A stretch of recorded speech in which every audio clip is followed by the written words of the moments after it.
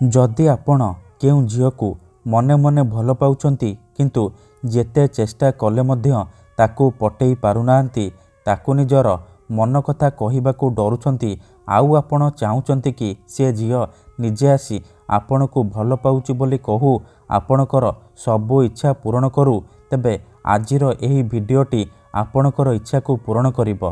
कारण आजिर एही भिडियोटी रे मु आपणक पई आमर तंत्र शास्त्ररू एमिति एक प्रचंड महाशक्तिशाली वशीकरण नहीं आसीची जहाकू आपण करदेले निज पसंदर झील को मुहूर्तक भितरे पटेई पारिबे। पड़िशा घर सुंदरी भाउज ठारू निजर मन मुताबक काम हासिल करि पारिबे।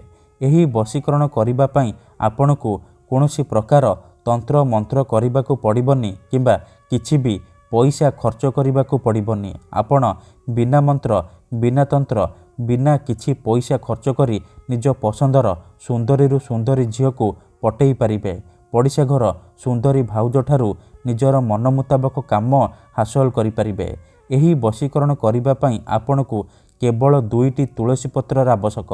हाँ फ्रेंड्स, ठीक शुणिले, केवल 2टी तुलसी पत्र साहाय्य आपण केउ भी कुआरी झील बा विवाहिता नारी को निज बसरे करि पारिबे, ताकू निजर गुलाम करि पारिबे। किंतु मु आपणकू जेमती शिखेइबी आपण ठीक सेही परि करिबे, किछि भी भूल भाल करिबेनी। 2टा तुलसी पत्र आनिबे, तापरे मु आपणकू किछि प्रयोग विधि शिखेइबी, आपण सेही प्रयोग विधि को ठीक भाबरे करिबे। तापरे देखिबे जेउ झील पटु नथिला आपणकू भाव देउ नथिला से झील पागेली परी आपणकू भल पाइबो। पड़िशा घर सुंदरी भाउज हाथ धरी रूम को डाकिबो, जहा चाहिबे ता करिबो। नमस्कार फ्रेंड्स, ओडिया फंडा चैनल को आपण मानकू स्वागत। जदि आपण निज पसंदर झील को पटेइबाकू चाहुचंती, पड़िशा घर सुंदरी भाउज को पटेइबाकू चाहुचंती, तेबे आजिर एही भिडियोटी को पूरा ध्यान सहित शेष पर्यंत देखिबे। काहेकि ना आजि मु आपणकू शिखेइबी झील पटेइबा पई नारी मोहिनी वशीकरण विद्या।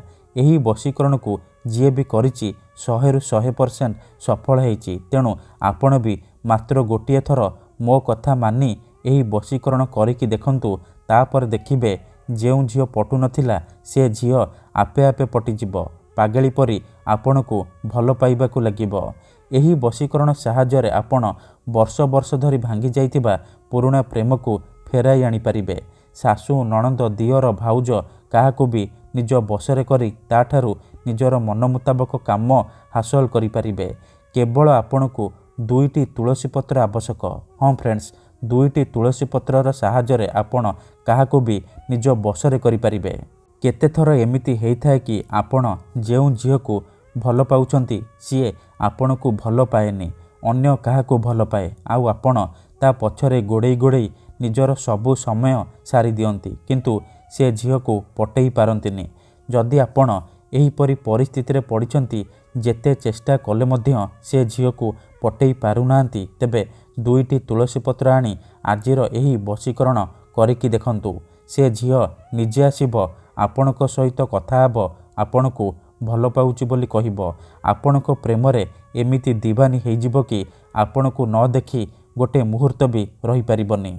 तेबे एही वशीकरण विधि आपण किपरि करिबे, केमिति करिबे, 2टी तुलसी पत्र साहाय्य आपण किपरि झील बा विवाहिता नारी को निज बसरे करिबे, मु आपणकू शिखेइबी। संपूर्ण प्रयोग विधि ठीक भाबरे शिखेइबी। जानिबा पई मोर आपण मानकू अनुरोध कि आपण भिडियोटी को पूरा ध्यान सहित शेष पर्यंत देखिबे। अधारू छाड़िकी पळेइले किंबा काटी काटी देखिले आपण किछि भी बुझी पारिबेनी। परे आपण कहिबे गुरुजी आपणकर वशीकरण काम करूनी।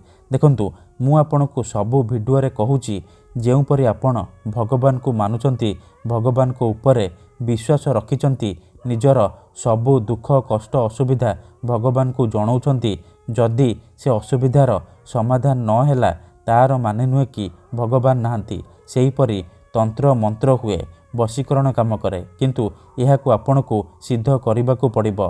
प्रयोग विधि को ठीक भाबरे करिबाकू पड़िबो। मु आपणकू जेमती शिखेइबी आपणकू ठीक सेही परि करिबाकू पड़िबो।